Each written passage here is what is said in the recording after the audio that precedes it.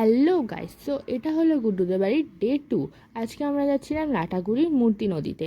So এখানে এখন আমি রেডি হয়ে গাড়িতে পাগলের মতো হাওয়া খেতে খেতে যাচ্ছি। আর এটা হলো গরুমারা ফরেস্ট। এই গরুমারা ফরেস্টেও ফার্স্ট টাইম আসলাম আমি। আর এত সুন্দর না ফরেস্টটা, মানে লিটারালি দেখেই প্রাণ জুড়িয়ে যায় এরকম একটা ব্যাপার। প্লাস অনেকটা ভয়ঙ্কর, বড় বড় গাছ, একটু মানে ছিল, বাট ঠিকঠাক। আর এই মন্দিরটা দেখছো, এখানে কিন্তু সময় সময় পুজোও হয়, মানে পুজোর সময়গুলোতে আর কি।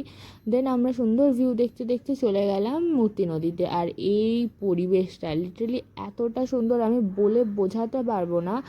জলের আওয়াজটা এত সুন্দর আসছিল, ঠিক যেমন সিনেমাতে দেখেছি, ঠিক সেরকম একটা ব্যাপার। মানে আমি জাস্ট স্পিচলেস, এই জায়গাটা এতটা ভালো লেগেছে।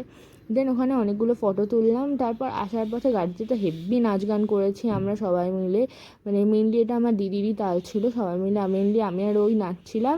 আর এই গুড্ডু আর দিশা এজন তো নাচতে চায় না, কিন্তু আমরা এদের দুজনকেও নাচিয়েছি সেই দিনকে। আমাদের এত লিটারেলি ভাইব হয়ে গেছিলো ব্যাপারটা নিয়ে। দেন আসার পথে খেলাম মোমো। এদের এখানকার এই মোমোটা এত ভালো লাগে না আমাদের, জাস্ট বলে বোঝানোর ভাষা নেই। প্রত্যেকবার এলেই আগে আমরা এটাই বলি, মোমো খাওয়াতে কবে নিয়ে যাবি। দেন বাড়িতে এলাম, বাড়িতে এসে খেলাম স্প্রাইট, আর তার সাথে লুডো খেলছিলাম আমরা। দেন এভাবেই সন্ধ্যাটা কাটতে। দেখা হচ্ছে নেক্সট ব্লগে, বাই।